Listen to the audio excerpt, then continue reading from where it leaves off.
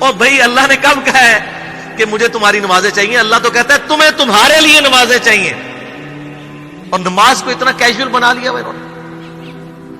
صحیح مسلم کے اندر حدیث ہے، آپ صلی اللہ علیہ وآلہ وسلم نے فرمایا بندے کے کفر اور اسلام کے درمیان فرق ہی نماز ہے۔ جو نماز پڑھتا ہے وہ مسلمان ہے، اور جو نماز نہیں پڑھتا وہ پاکستان کے شناختی کارڈ میں مسلمان ہے، اللہ کی ڈیفینیشن میں وہ عملاً کافر ہے۔ صحیح مسلم انٹرنیشنل نمبرنگ کے مطابق 246 نمبر حدیث ہے، آپ جا کے پی ڈی ایف کھول لیں اسلام 360 میں جا کے 246 نمبر حدیث صحیح مسلم کتاب الایمان چیپٹر میں کھول کے دیکھ لیں کہ بندے کے کفر اور اسلام، شرک اور اسلام کے درمیان فرق ہی نماز ہے۔ آپ بے شک اپنے آپ کو مسلمان کلیم کرتے رہے، لیکن وہ شناختی کارڈ والا مسلمان ہے، نکاح طلاق والا مسلمان ہے، اس کا جنازہ بھی پڑھ دیا جائے گا، پیدا ہوگا اذان بھی دے دی جائے گی، اللہ کے حضور وہ مسلمان نہیں ہے، وہ بس کلمے کا ہی ہم احترام کرتے ہیں، ادروائز تو عملاً کافر ہے وہ۔ اسی طریقے سے جامعہ ترمذی میں حدیث ہے، سنن نسائی کے اندر حدیث ہے، سنن ابن ماجہ کے اندر حدیث ہے کہ آپ صلی اللہ علیہ وآلہ وسلم نے فرمایا جس نے نماز چھوڑ دی گویا اس نے کفر کیا، من ترک الصلاۃ متعمدا فقد کفر۔ اس سے زیادہ اور کیا سخت بات کی جائے کہ کسی کو یقین آئے کہ جس نے جان بوجھ کے نماز چھوڑ دی اس نے کفر کیا۔ اب جان بوجھ کے یہ نہ سمجھیے گا کہ جی میں بال بچیاں دے وہ کمائی کرتا رہنا تھا منو ٹائم نہیں ملتا۔ جان بوجھ کی ڈیفینیشن بھی نبی علیہ السلام نے بخاری اور مسلم میں موجود ہے کہ اگر کوئی شخص بے ہوش ہو جاتا ہے یا سویا رہ جاتا ہے، یہ دو آپشنز ہیں، یا تیسرا آپشن ہے وہ بھول جاتا ہے، تو جیسے یاد آئے اسی وقت وہ والی نماز پڑھ لے۔ لیکن جو شخص دنیا کو ٹاپ پرائورٹی مانتا ہے، اپنا آفس چھوڑنے کے لیے تیار نہیں، اپنا کلینک چھوڑنے کے لیے تیار نہیں ہے، اور اپنی دکان چھوڑنے کے لیے تیار نہیں ہے نماز کے لیے، تو ظاہر ہے کہ وہ تو اپنے آپ کو دھوکہ دے رہا ہے۔ اللہ تعالیٰ تو اپنے معاملات کے اندر بالکل اسٹریٹ فارورڈ ہے، بالکل یہ ذہن میں رکھ لیں۔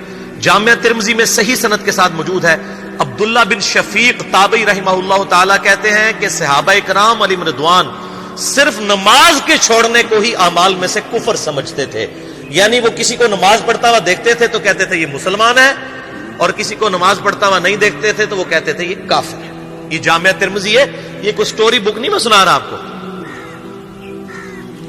مسند احمد میں صحیح سند کے ساتھ حدیث ہے، نبی صلی اللہ علیہ وآلہ وسلم نے معاذ ابن جبل سے فرمایا معاذ اللہ کے ساتھ کسی کو شریک نہ ٹھہرانا، خواہ تمہارے ٹکڑے ٹکڑے کر دیے جائیں، تمہیں سولی پہ چڑھا دیا جائے، تمہیں آگ میں جلا دیا جائے، اللہ کے ساتھ کسی کو شریک نہ ٹھہرانا، اور معاذ نماز بھی نہ چھوڑنا، کیونکہ جس نے نماز چھوڑ دی اللہ تعالیٰ کے ذمہ کرم سے وہ نکل گیا، اللہ کے حضور اس کے لیے کوئی حصہ نہیں ہے جس نے نماز چھوڑ دی۔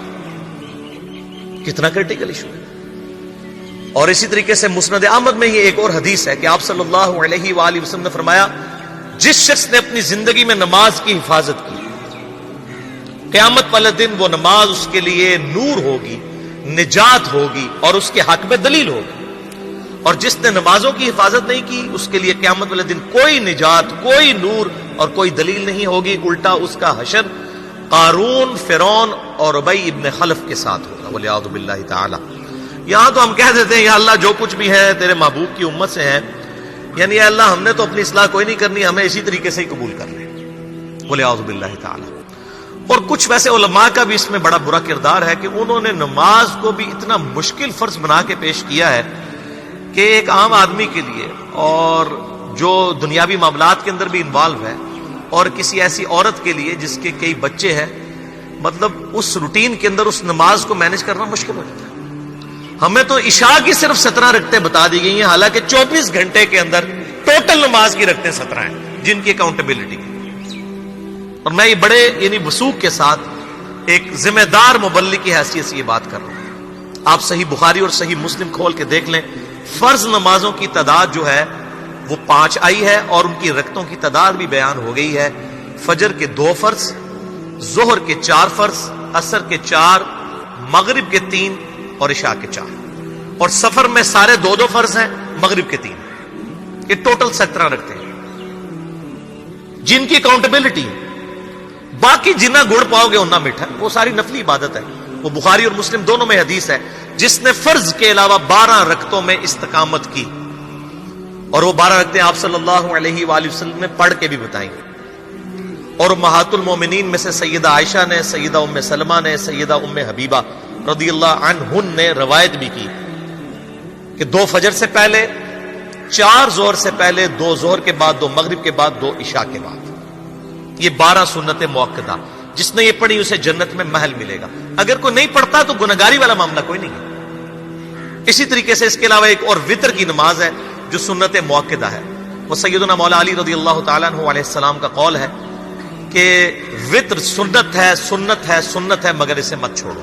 ہے سنت ہے لیکن تاکیدی ہے. آپ صلی اللہ علیہ وآلہ وسلم نے سفر میں بھی وطر اور فجر کی 2 سنتیں پڑھی ہیں، لیکن یہ صرف افضلیت کے اعتبار سے تاکیدی ہیں، ان کی کاؤنٹیبلٹی کوئی نہیں ہے. البتہ یہ ضرور ہے، سنن ابی داؤد میں ایک حدیث ہے کہ جس کی قیامت والے دن فرضوں میں کوتاہی نکل آئے گی تو اللہ تعالیٰ فرمائے گا میرے بندوں کی جو نفلی اور سنت عبادت ہے اس کو تول لو اور فرضوں کے ایکویلنٹ قبول کر لو. تو آپ اگر یعنی سنتیں پڑھیں گے تو اس کے ایکویلنٹ نفلوں کی کوتاہی پوری ہو جائے گی، ادروائز اکاؤنٹیبلٹی اس کی کوئی نہیں ہے. یہ ذہن میں رکھیے گا. صحیح بخاری اور مسلم دونوں میں حدیث موجود ہے. ایک صحابی آئے، انہوں نے کہا یا رسول اللہ صلی اللہ علیہ وآلہ وسلم میں جنت میں جانا چاہتا ہوں، مجھے کوئی شارٹ کٹ بتا دیں. آپ صلی اللہ علیہ وآلہ وسلم نے فرمایا اسلام لانے کے بعد نماز، فرض نماز کو قائم رکھ. پھر فرمایا فرض زکوٰۃ ادا کر، فرض روزے دے، روزے جو ہیں وہ ان کو ادا کر اور روزے رکھ.